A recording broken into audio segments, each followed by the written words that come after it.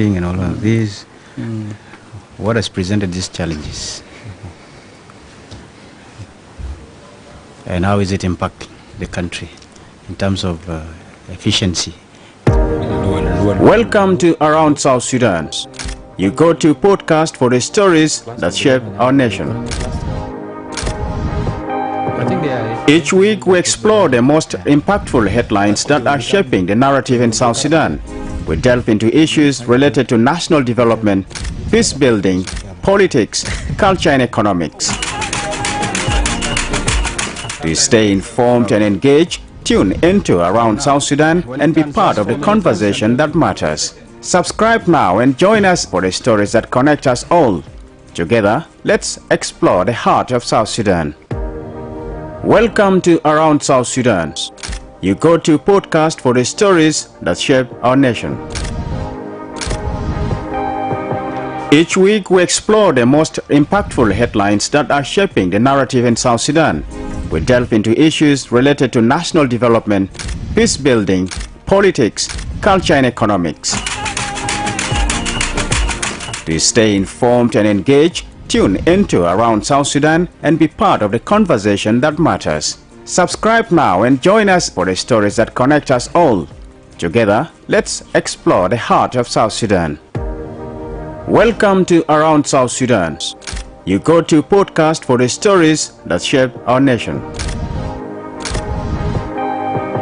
Each week we explore the most impactful. Hello, welcome to Around South Sudan. Today is the 20th of June, the year 2025. As usual, this day we designed to be discussing matters that are of public interest. And today we're looking at the functioning of the government. Since the peace agreement actually is stalled, you remember the conflict which erupted in Nasir in March brought about a change in the political landscape of the country. And some institutions, key peace institutions, have since then not been holding meetings to discuss issues that are pertaining the development of this country. For instance, we have the National Parliament has not been reopened since December 2025, and we have not heard of the cabinet holding a meeting. But you have seen a few press releases, workshops being held by some of the institutions, but they're mainly focusing on economic and service delivery. But are these being delivered as expected? Let's look at how this is going, how the functioning of the government, if it is impacting on the lives of the citizens. And the next thing we are looking at is the latest report of the integrated food security classification that has been released by government institutions, including some UN agencies. Now, the report has indicated 7.7 million of South Sudan population are facing food insecurity. And we're looking at how accurate is this data. We have seen over the years there have been similar reports from when South Sudan gained independence to this far. But this report is meant to inform stakeholders to respond to the needs of South Sudanese. And we look at, given South Sudan population at just 12 million people, do you think this report really reflects the situation on the ground? That's what we're trying to look at and dichotomize and see whether this is truly reflecting what is being felt by people on the grassroots. I'm glad to be joined by three guests in the studio, and right to my face is Emmanuel Joseph Akile, the Dawn presenter, and is a senior broadcast journalist at iRadio. And next to him is Stephen Omere. He's the chief executive officer of iMedia, iRadio. He's also a certified accountant. He's got many other papers, and I can't summarize in short, but he's a seasoned commentator and also analyst who writes a lot of blogs regarding situations of this country. And I am also joined by James Atem Queer, and he's been here for the last two sessions, and it's the third time actually seeing him on the program. It's my pleasure hosting all of you. Thank you. Thank you. Thank you. Emmanuel Joseph Akile, I have just introduced that since March, things have seemed to have slowed, especially the implementation of the peace agreement. And following this incident, the Nasir incident, of course, many events unfolded, including the house arrest of Dr. Riek Machar and also the detention of some of his senior party members. And following these scenarios, we have seen that the peace agreement has slowed down because some of the mechanisms have not been visible. And we have not seen a lot of activities from some of these particularly key peace institutions. So, and we know that the peace parties that are signatories to the peace agreement are very key in those institutions. And is it really the eruption of violence and the subsequent events that followed that has made us see this happening today? So what is your reflection about how the government is running today? Yes, thank you very much, Lasuba Memo. I think this the issue of slow implementation of the peace deal started way back before the escalation of violence, especially in Upper Nile region, and also with the arrest of senior officials of the SPLM-IO. And if you can trace back, even during the signing, even the president himself said this peace agreement was designed in a way that it will not be implemented. If this document was given to the people who designed it, especially IGAD and other countries, they will not even be able or will be willing to implement this peace agreement. That is the first thing from the very first beginning. Now, looking at the pre-transitional period, the formation of the government was extended twice, if not 3 times. We had 3 months, we had 100 days of the extension of the pre-transitional period implementation. So the slow pace of the implementation started before even this government was reconstituted, especially in Chapter 2 of the Security Arrangement, where we are up to now yet to meet the 83,000 necessary unified forces. Now coming into the current situation, I understand there was lack of political will, and it's still actually persisting, and also lack of commitment and lack of trust that has actually blown this issue. And you know, with the escalation in March and April and up to now, I think it became very clear to the people of South Sudan that why we're having a dysfunctional kind of government in some institutions, because we're seeing some clusters that are operating. But you look at the parliament, for instance, and we are members of the East African region, and this has been the call of the region that any country should align itself with the document of the East African in terms of budgeting. You see, most of East African countries' finance ministers have already presented their budgets into their parliaments. But in South Sudan, the parliament is on recess for half a year now, which is 6 months since December last year. So this tells you the impact of why are we having this dysfunctional government in some institutions. Who is going to hold accountable the executive? It's the parliament, but then the parliament is not functioning. So this will definitely open windows and give ways to the executive, especially the cabinet, to do whatever they want, because up to now, if you look back at the previous budgets, for instance, many members of parliament continue to question the previous budgets not being spent, or executive not being held accountable. So now many institutions, or let's say ministries, have been operating under the not the real budget, it's called supplementary budget. So who is going to recall them, who's going to summon the ministers? The parliament, and it's not functioning. However, looking at the provisions of the revitalized peace agreement, there are many important provisions that requires the parliament to amend them. Thank God now we're having the Political Parties Council Act is in place, signed by the President. We also have the National Elections Act, but there are many other provisions or many other bills that are still pending, or that are still in process to be presented to the parliament. And this is actually enshrined in the peace agreement. Look at the anti-GBV bill, for instance, is still not being presented. You look at the youth enterprise fund, still in the process, not being implemented. So all these are requirements that the parliament should first implement. And you know, the parliament, the process of enacting a law in the parliament takes 4 stages, and sometimes one bill can take more than 2-3 months. So this tells you that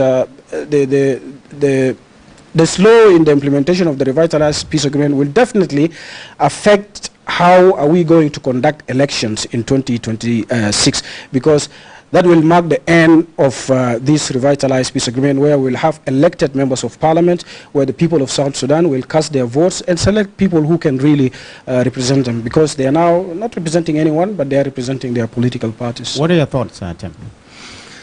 Yes, thank you, Lasuwa Memo, and it's good to be back here for the third time now. Yeah, regarding your question on the impact of the closure of the parliament and the fact that we are not seeing cabinet meetings these days, it has, like Mr. Akila has highlighted, there have been a lot of issues, like the bills in the parliament that have not been passed. You have a number of policies that I believe some ministries would have presented to the cabinet to be passed and then to be also forwarded to the parliament for enactment. So that is the impact. We usually have our regular update every Friday after the Council of Ministers meeting. iRadio would get the stories, and then our listeners will get. But now we are not hearing that. We cannot have them because the cabinet meetings are not ongoing, and that is because of the probably because of the events in March and February, the detention of the first vice president and the rest. So now the challenge is, this government is the government of the parties according to the way the peace agreement has designed it. Was it an elected government? I think the current impasse would have come to an end a long time ago, because you have the region and the peace grantors calling on the peace parties to resolve their differences. But like Akile said, the peace agreement has proven to be very difficult to implement smoothly for these parties. So here's the challenge now. We have an election coming. We have a lot of policies and laws that have not been enacted, and policies that need to be passed because they will facilitate the upcoming elections. Here we are right now. So the question is, what is the government, President Kiir administration, planning to be the next move after 6 months of recess from Parliament, after weeks now of no cabinet meeting, and the challenges that we have, and the call from the international community and the peace grantors for the peace parties to resolve their differences and come up with a solution. And that is the next question I wanted to know. What is the Kiir administration thinking about how to navigate these challenges? So, and what do you think should be the way forward? We have seen it turn out to be a very complex situation, given that some key parties to the peace agreement are not taking part, as you guys have highlighted. And we're saying, is it the one that has presented these challenges, and how should the government ensure that it overcomes this challenge and ensure a smooth running government in place? Yes, we can only speculate about what the administration is planning to be doing. We must also acknowledge that there have been new actors that have come up currently, like, for example, Vice President Bolmel was not previously much, okay, let's say the face of the government before that. Currently, he has been elevated to some significant position. We have seen last week or two, President reconstituting the peace implementation committee that has the membership of all the other parties. So I think that is the beginning of what we will expect. It gives us an insight into what the president and the administration is planning to do after the reconstitution of the peace committee. I am thinking that the next thing now will be the reopening of the parliament, and probably some positions that are vacant. We have seen the appointment of the Minister of Health, which has been vacant since February. The next thing is the appointment of the governor of Western Equatorial State, which also belong to the SPLMIO. We now have an SPLMIO interim leadership led by Stephen Parkwal, and then there is another faction that is led by the former deputy chairman, or the current deputy chairman, Mr. Prieno Oyet, which is outside. And then we have the vice president who is under detention in Juba and is awaiting trial according to the government. So what part who is a key political player here now, and President Kiir and the rest of the parties will, what move will they take next is what we are going to watch for. But we can only speculate because we do not have insight into what exactly they are going to do next. But I'm quite sure they are closer to making a decision regarding the impasse of the peace agreement. Let me maybe listen to CEO Stephen. Given these insights from Akile and Atem, and so this looks like a complex situation, but is there a way out? Thank you, Lasoba, and thank you, colleague. Basically, I think from the onset, one would say that the 2018 peace agreement was, when it was signed, it was a relief to everyone because it brought a relative peace in the country that allow a window of developments. When it was a start, we saw new changes happening in the country, and people felt there was a hope. But for now, one could, the best question to ask is the 2018 peace agreement in existence? Is it there? Because that's what you could ask. Because when you delay something that was meant to be implemented for a specific period, you keep extending it, and there's a lot of slow process of implementation, then actually is a violation of the peace agreement. So when you set a deadline for it and you said we want to do it, and then now deliberately you are not implementing it, then you are actually violating the peace agreement itself, because the peace agreement has a lifespan, and it clearly defined that this activity must be done this time, this activity must be done for this period of time. So when that period is being not respected, then you violated the peace agreement. And we have seen a couple of times where elected members of parliament in the last elections are being actually removed from their seat. They're being dropped, and these are elected members of parliament. They were elected, they were representing constituency, and they were elected by members of a constituency. Now you could ask a question, what is really happening? Is peace agreements override the constitution? And if it does, then why are we not implementing it? So that we come to the conclusion of the peace agreement. So there's a lot of challenges that the country is going through currently with the peace agreement, and I think the absence of the parliament, the absence of the budget, it shows that a lot of things are not going on in the country. And I think we need to come back and reset the direction of this country. Otherwise, if we don't come back, then we'll be running the country through a lot of means that are not within the... Against the increment of salary of civil servants from the agreement was for 600 and it was reduced to 400. They walked out and it became an issue to the parliament. And right now, the SPLM-IO members of parliament are still divided. Others are in the camp of still in the camp of Dr. Riak. Others are now with the new interim chair, who's Stephen Parkwall. So this will definitely affect the quorum of the parliament. So I think it's also high time for the SPLM-IO especially to put its house in order.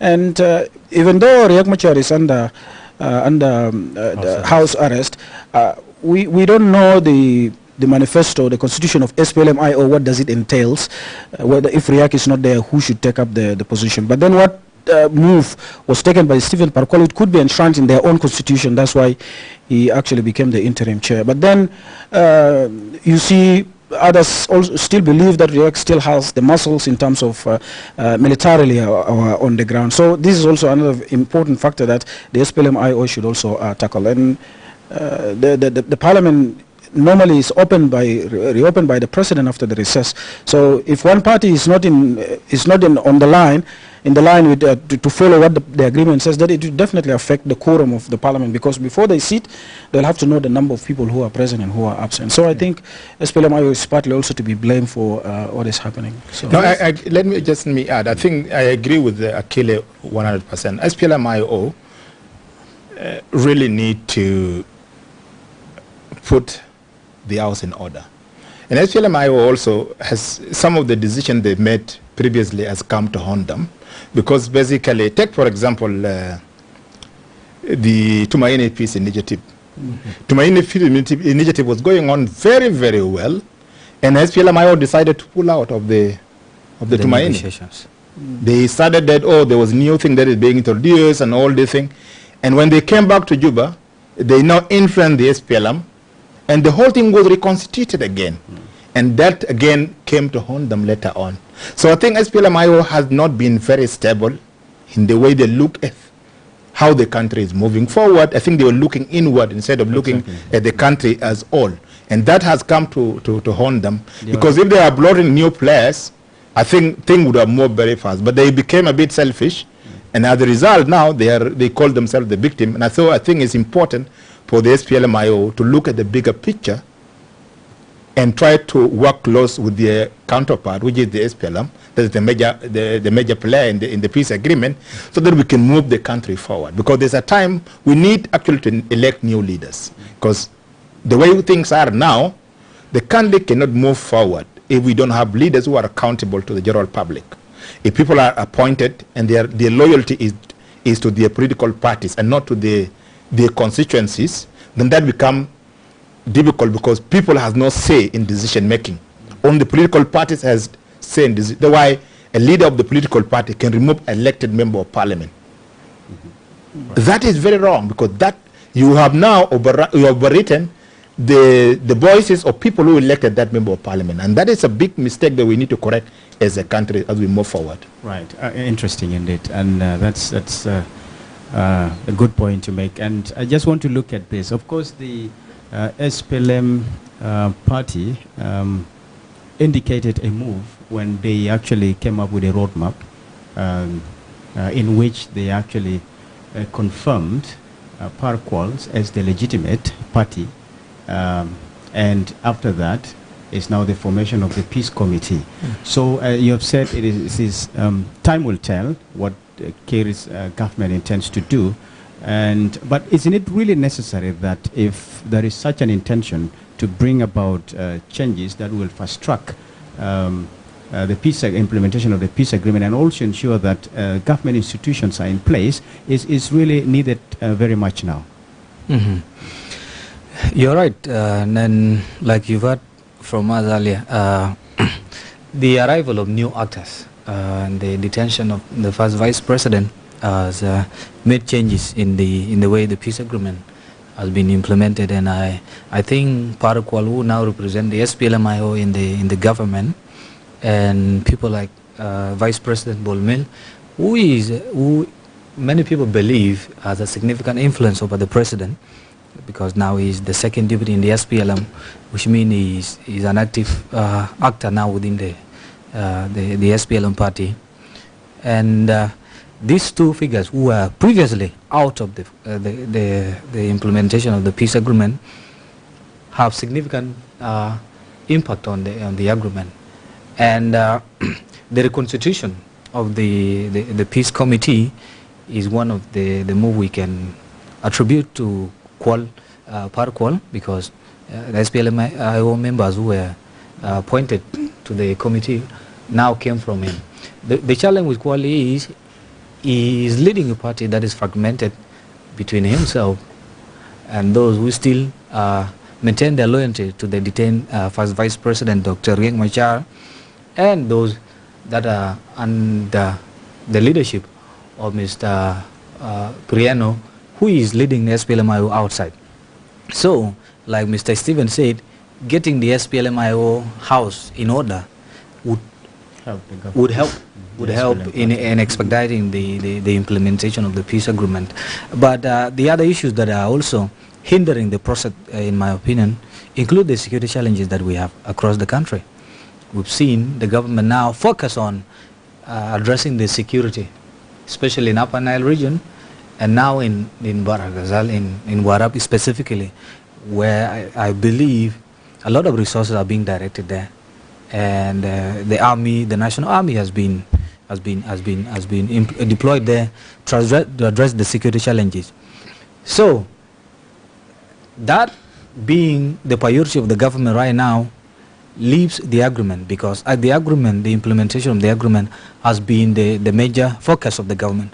But now that there is a pressing security issue in parts of the country, especially in southern central Equatoria, especially in Ye and Morobo, now you have in Baragazal and majority of Upper Nile, including Jonglei State, as the security challenge. So that is also taking attention and resources away from what should have been the peace agreement. The focus should have been on the peace agreement. So I believe it will begin, the move after here now will begin with probably the appointment or release or eventual the arraignment of the first vice president in court, because the government said they are investigating him for a crime, for various crime. If they produce him in court, probably that time his immunity will be lifted from him. That will facilitate now the appointment of a new vice president, who will now, new first vice president rather, who will now be a partner with the SPLM and now move the peace agreement forward. So I think the fact that Dr. Riek still is the first vice president and is in detention can also signal that there is going to be further delay. But we will see after this move, after the reconstitution of the peace committee, after the recognition of Stephen Parr as the new interim leader of the SPLM-IO, and after Bolmel coming now to the forefront of the SPLM party, being the second now to President Salva Kiir, what they will, what path they will take in the following days and months and weeks is what will determine the future of South Sudan. But this is worrisome, isn't it, in terms of service delivery? Because in such situation, the government may not really be focusing so much on service delivery to the people, and the budget is really key in this aspect. And this has to be passed, and people know that we have a budget for this country, and we have a budget for all the sectors, if it is security, if it is for education and other social services, including health. So they need to see this, and this is the urgency. So given these challenges, what should the government do, in as much as there is still this difficulty in trying to bring the country on the path of implementing the peace, but also ensuring that the citizens are not neglected? Maybe just 1 or 2 minutes each, so that we move to the next topic. Yeah, already service delivery is affected. Last week we had a minister making pronouncements or saying that they have been paying salaries, meaning they've been paying salaries and sending, disbursing money to respective institutions, and when people go and collect their money, they don't find money because there's not enough money. Generally, there are people who get part of their money because they generally don't send all their money. So we have seen also that if you see the entire country currently, there's a lot of insecurity going around the country. Weeks ago, we saw President declaring a state of emergency in two areas. Part of Mayom, I think in Mayom County, and part of is it Warab? the whole Warab. Warab state of emergency. Now, when you declare a state of emergency, meaning thing has gone out of control, and then you want the military to be in charge. And so we have seen part of fighting still going on in this part of Pagak, and we've seen also other areas. So generally, when you have a spot of clashes everywhere, they come in form of cattle rustling, they come in form of rebels attacking areas, they come in form of all kinds of conflict that is going currently. It affects the economic activities of the country. The economic activities are affected because there's no movement of economic activities happening in the country because of too much insecurity. So in my own opinion, and my humble opinion, my request to the leadership, I think time has come. Looking at what is happening with Israel, looking at what's happening globally currently, there's too much crisis that's happening globally. I think time has come for us to forgive each other and say the past is the past, it has happened, but let us rebuild our country. Let us implement this peace agreement, and now let's move our country forward so that we don't become weak to the external actors. Because currently we are actually weaker to our neighbors because we depend on a lot of things. I heard the Minister of Information talk about we are the landlocked. But we know many times that we've been a landlocked for years. We are not, landlocked is not new now. We will be there for life. Yeah. So if you know that your situation is a bit shaky, you must to consolidate your power at home. And you must make sure that you are economically and militarily strong.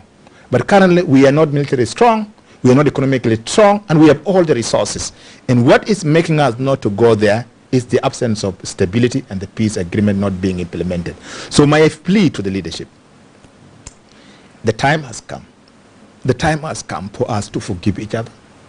As a lot of mistake has happened, but our country is bigger than actually ourselves as leaders. Thank you very much. Akile? Yeah, I think nothing much to add to what Stephen has said, and especially looking at the vast resources that we have.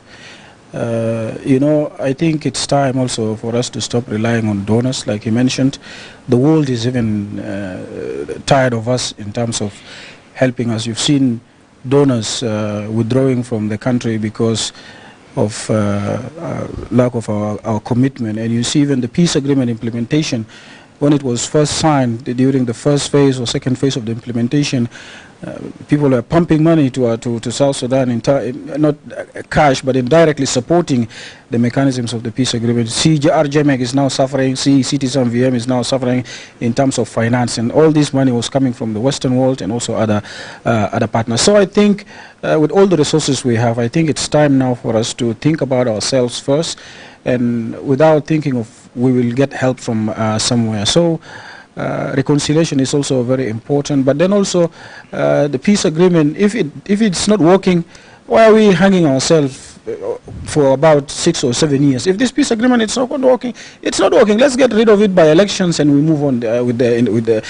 move on as one people in the country. Peace agreement, I think, is now becoming it's becoming like a curse to us because it's not going anywhere. So why can we get rid of it and have our permanent constitution that will actually govern us, or that will lead us as a country, similar to what is happening in the East African country. Having a permanent constitution, that's been actually the key call of international community in South Sudan, is to be able to, I think a constitution is more stronger if you develop it as a country and use it as a document that should actually guide a country and its citizens. So I think that is really important. Thank you very much, Emmanuel Joseph Akila. I think we have to shift to the next topic, that is the recent report by the government and also in partnership with 3 UN agencies, WFP, FAO and UNHCR. Now, the report released on the 12th of this month indicated that more than 7.7 million people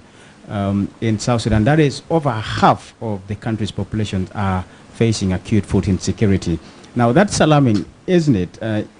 But are these numbers really telling what we call the full story, or just part of it? Now South Sudan's population is officially estimated at 12 million, but let's look at these numbers in comparing it to the statistics of the population that are facing food insecurity. Now, according to UNHCR, let me just read some few data here. Portal on May 2025, that there are over 1 million. The exact total is 1,010,101 South Sudanese refugees in Uganda, and of 1.9 million refugees in Uganda, from, of course, including from other countries. Now, more than 86 people have crossed into Sudan from South Sudan since April. 86,000. 86,000, and that's according to the United Nations Refugee Agency, UNHCR. And there are also South Sudanese who have crossed to countries like Central African Republic, DR Congo, Ethiopia, following the renewed violence in recent months. Now, looking at these statistics that has just come, 7.7 million. If you deduct from the 12 million, you already have 4.7 million people that are probably food insecure. But if you again deduct this number, you will find that this has even come lesser and lesser. And you will wonder, with the statistics given, whether they are accurate or not. I just want to give this to Stephen to reflect on this, because it's not the first time we have seen such a report. over the past few years? Thank you, Lasuba, and I think I did a couple of calculations, but let me show you exactly what happened. This report, I tried to do a lot of some research. So if you look at the report of IPC in 2022, they say that the populations of South Sudan who are put insecure were 6.8 million. 6.8 million, 3 were put insecure. That was in 2022. Then you come to 2023, they say that 7.1 million South Sudanese are put insecure. They are in put. That's their projection. Yeah. Security as projected. And then 2025, they said 7.7 are put insecure. So if you look at the trends itself, is for us who study math and generally, you will see the trend is predictable. You can predict what is coming up. But then I did a calculation and tried to look at the places they said. And as per the calculation, they said from page 5, 83,000 people are, how do you call these pronouns, these catastrophic. Yeah. So they are, and then if you go to page 4, 2.4 million people are put, they need they're in emergency. And you come to page 3, 5 million people call them, they are in crisis. Crisis level. A crisis level. You come to page 2, 3.9 million people are stressed. And then it's, yeah. And if you go to page 1, 1.9 people are put security or put secure. If you add these numbers up, they'll give you, they're saying the total population is 57% of people are put insecure. Now if you add the number that I did arithmetics, you will see that they are projecting the population of South Sudan to be 13 million as 13 million. If you look at these figures, you do arithmetic, is 13,596,000. That's what they are projected. Now, if that is the case, if that is true, then if you subtract the 7 million from 7.7 million people who are put insecure from 13 million, over 5 million people are put secure. Meaning, assume Juba has 2 million people. Let's assume on average 2 million people in Juba are put secure. You go to place like Wow, maybe Totora and City are put secure. But if that was true, how come that the government that is part of this, because more than 50% of population are put insecure. If that was true, how come that the government has not declared hunger as a national disaster of the country? Because if 43% of your population are only put secure and 57% of your population are put insecure, what is government waiting for? To make sure that they mobilize resources to ensure that the people of South Sudan need to work and all the actors need to get involved to ensure that peace agreement, there will be no conflict, so that because if we move that way, the country is going to face a lot of challenges. But I need a couple of calculations, because you put 13 million, if you add 13 million, and there's a story I read around March 2023, and Minister of Labor, I think Jim Thorpe, said South Sudanese in diaspora contribute close to 86 million, and that money is contributed by 1.2 million people. So that means 1.2 million people are outside, that are active economically. But if you look at the general projection, it is projected that 4.7 million South Sudanese are outside the country.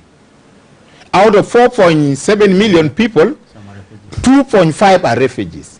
Now assume you bring 4.7 million to 13 million, you are saying South Sudan population estimated, those in the country outside is 18 million. Now I did a calculation, I look at the number of deaths per minute or per hour, and look at the number of birth rate versus the statistic available. And if you look at that generally, if you look at number of deaths from census of 2008, because the first census was in 2008. What was the population at the census? It was 8 million. 8 point something, yeah. Over 8 million. So from 2008 to 2017, they came up with a new projection of 11 million population.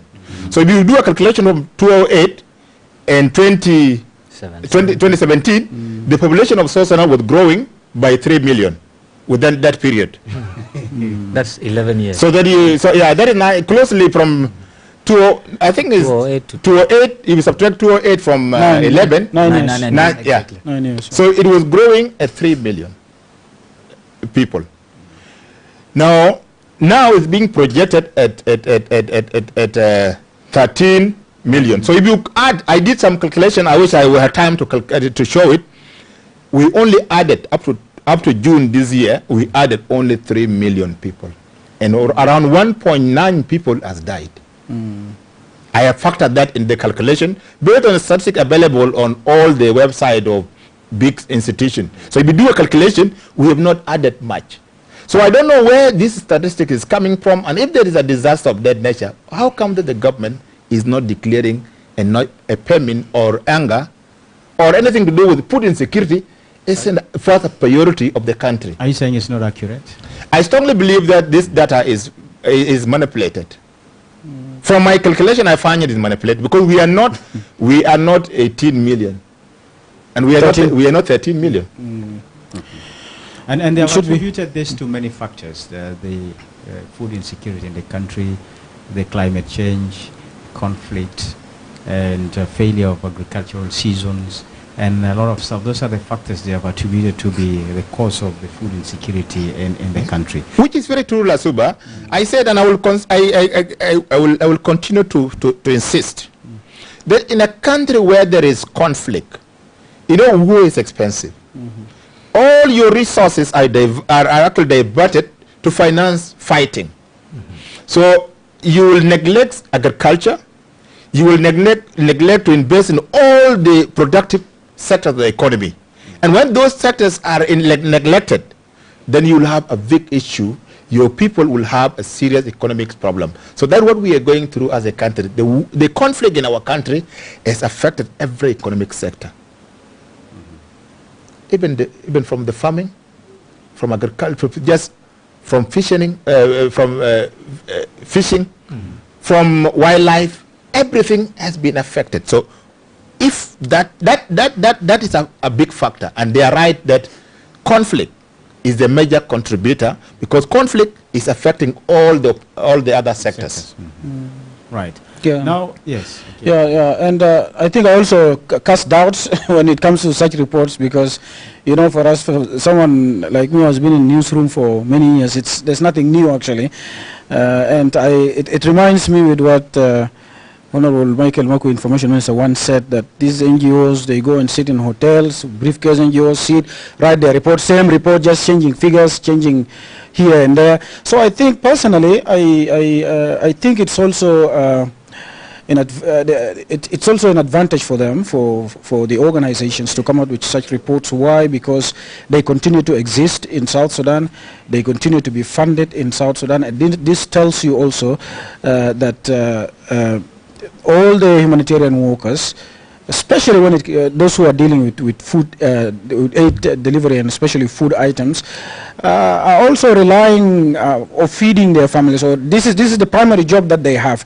So why do we say that things are improving when it will actually affect us negatively? Similar to, take you back to the revitalized peace agreement, when one time in this very room I was asking political analysts, by then actually James Ukuk, who's saying peace mechanisms will continue to hope that elections or this peace agreement will continue. Why? Because they want to continue in their positions. The same thing with the current cabinet or the current government.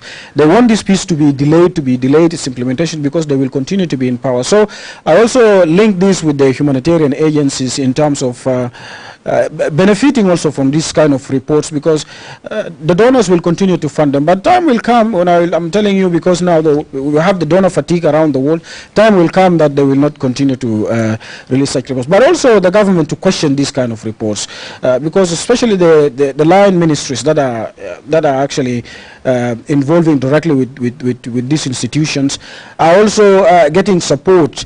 Getting support from these NGOs. You see, some of the ministries, many of them are being supported. You go to the ministries, you'll find offices being supported by NGO, donated. You see the vehicles donated by UNHCR, donated by this. So these are some of the privileges also they are getting. But this all boils down to lack of peace and implementation of this peace. So if we have durable peace and lasting peace in the country, I can tell you all these things will go away.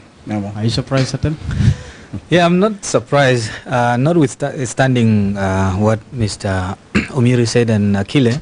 My primary concern is the level of hunger that has been reported, especially the number of people that are at the catastrophe level that have been said to be around 83,000. This is a big concern, and given what Mr. Omiri said earlier on, if there are people who are at the level of famine, which means there is death. Yeah. People are dying daily. People are dying due to hunger-related causes. People die because their children dying because of malnutrition. So why is the government not responding? Where is the response? Even the NGOs, of course. There is not yet famine, but the report is warning. But that kind of level, that level of catastrophe, which is level 5. I think. I mean, this is the last. This is the last level. It actually says 2.3. This report, 2.3 million children are will be in acute malnutrition. Yes. And you see, 11 out of 13 counties are also in danger of hunger in Upper Nile, especially. Yeah, proceed. Yeah.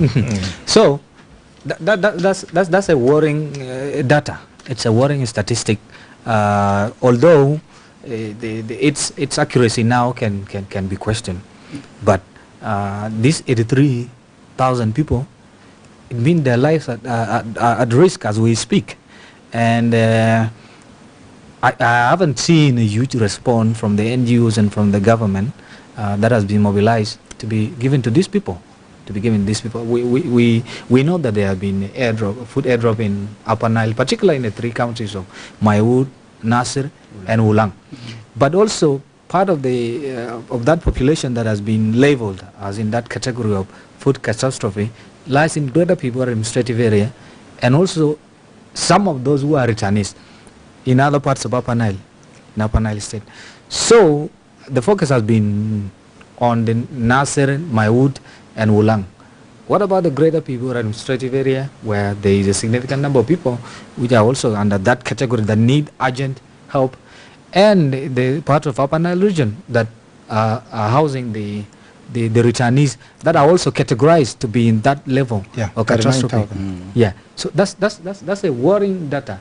That's a worrying data, and it's been a week because it was released on the 12th of June. On the 12th of June. Today we are on 20th, and there has not been a significant report to that. And what Mr. Omiri said earlier on, why is the government not declaring a disaster? Hunger, whatever, disaster or emergency. We have seen the state of emergency declared in Warap and parts of Unity State because of insecurity. But this is the bigger deal, because now there is over the population, over the half of the population of South Sudan is affected, which means this is a serious issue. It's a crisis. And I also believe that this IPC report, government has seen it. The line ministries of agriculture, humanitarian affairs, and relief and rehabilitation commission were also part of it. If they know the same data exists, what measures are there in place to address this crisis? So that is the big question, and I'm quite sure, notwithstanding the accuracy of the data, but people are at risk of death. Yeah. In 2025. No, if we take these numbers from the face value, it is an issue of major concern. Look at what the report is showing. 2.3 million children, 2.3 million children are malnourished. 714,000 of these are severe acute. Now, when you have the two words, severe and acute, going together, those are adjectives, how you describe them. They are describing the situation. So severe acute, 714,000 children. And they may likely die. They may like, of course, when it's severe and acute, you are actually completely, you are just fleshy. You are left with a skeleton. So if that is the case, we are told that moderate acute malnutrition is 1.6 million among the children.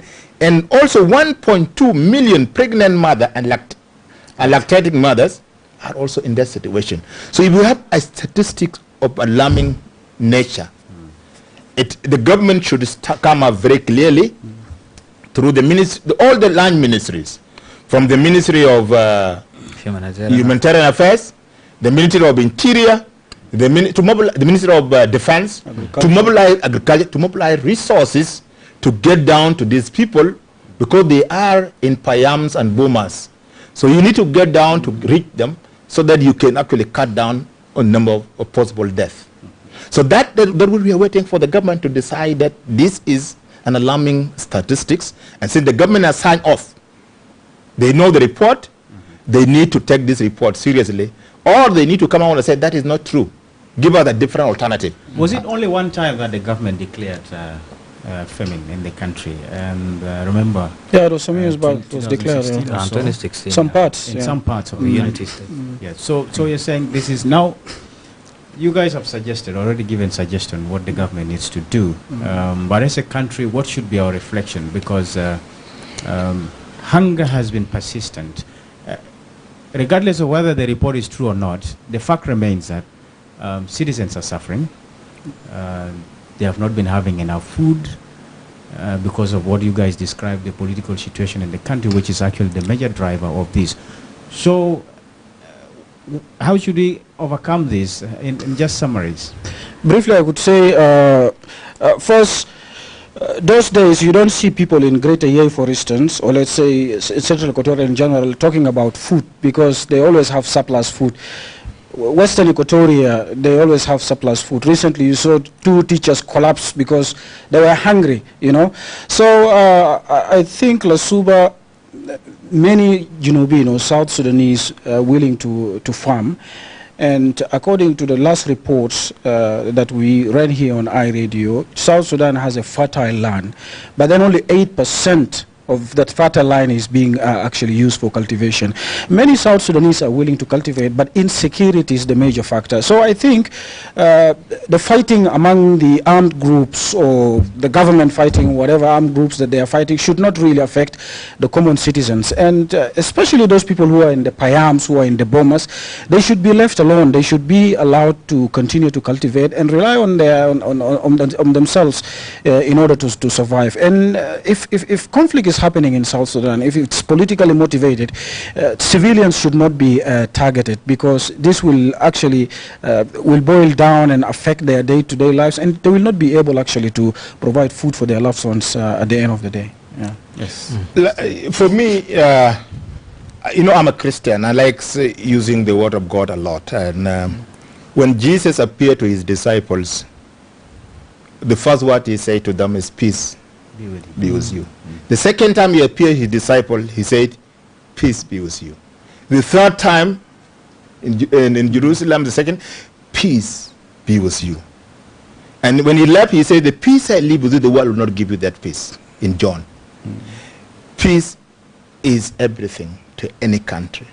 If you want to move forward and you want to have a better country with healthy people, with educated people, with a strong military country, you must have peace in that country, because peace is everything. Even at home, a married couple, if they are not at peace, that house will not be an house to live in. So we are urging the political class, the actors, those individuals who has powers, please be mindful of your population who are dying. When you hear breastfeeding mothers are at the verge of death because of anger, when you hear children are malnourished because of anger, when you hear people are not getting their salary and teachers are collapsing in classes because of anger, then there is need for you to reflect what the position I'm in. What worth is it if I'm not going to help my people? So it is a time for us to now, as Achille said earlier, to implement this peace agreement. And if this peace agreement is becoming a curse to the people of South Sudan, then let's discard it and have one leadership and say it. This is the leadership that was elected in 2010. I want to run the election. I want to run this country. I want to fix this country one and for all. And say it, guys, join me and let's move forward. Otherwise, if we continue with this, extending this peace agreement or roadmap or revitalize or this, we are going to cause more suffering to our population. And we are going to be seen as weak people in the eyes of our neighbors. So my plea again is the leadership to prioritize peace, because the level of people who are suffering because of lack of resources for them to defend themselves in terms of buy food for themselves, take children to school. Today in South Sudan, somebody can die of malaria simply because he is not able to buy medicine, to go see a doctor. Instead, they will go and buy from pharmacy. They don't know whether it's a malaria. What is the level of malaria in their body? Is it +1, +2, +3? So what is the intensity of the malaria? What is the severity of the malaria? But you'll go and buy the medicine before you go to the doctor. And now you will now worsen the situation. You go from severe, acute malaria, and the end you die. So I think let pray for peace and let move the country forward as a developed country. Atem, in a minute or so. All right. Like Mr. Stephen said, there is need for peace for us to move forward and be productive and be dependent on our resources. But the political class has the responsibility to effect this, because they are the people who disagree, and then when they disagree, the impact of such disagreement now causes all this that we are facing today. I would also want to put this call out. We understand this year the president said he will prioritize agriculture in 2025. Recently we have seen the distribution of tractors, but I have not seen the scale. The scale of at which he has come out with this policy in trying to make agriculture a priority isn't enough. I think he need to do more. He need to do more. Maybe he should come with a policy directly from his office, where he will support, that will come with funding that will be coming directly from his office to agriculture, and many other issues that he need to put together. But otherwise, the tractors will end up in a few hands of some politicians, like the tractors we had in around 2015. 1,000. It was 1,000, yeah, in 2015. So that will be what I would like to say at this juncture. Thank you. Indeed, thank you, Atem, and thank you, Stephen Omeri, thank you, Emmanuel Joseph Achille, and we have just come to the end of this program that has been very educative and also informative at the same time to the viewers, and I hope as a viewer you have learned a lot from this discussion, and this is always a platform you should be watching every Friday. We thank you for always staying glued to this program every Friday when we come aboard. So do have a nice weekend, and I don't want to forget the man behind live streaming of this particular podcast, and that is Darlington Moses. From me to you, do have a lovely weekend. Thank you. Welcome to Around South Sudan. You go to post for the stories that shape our nation. Each week we explore the most impactful headlines that are shaping the narrative in South Sudan. We delve into issues related to national development, peace building, politics, culture and economics.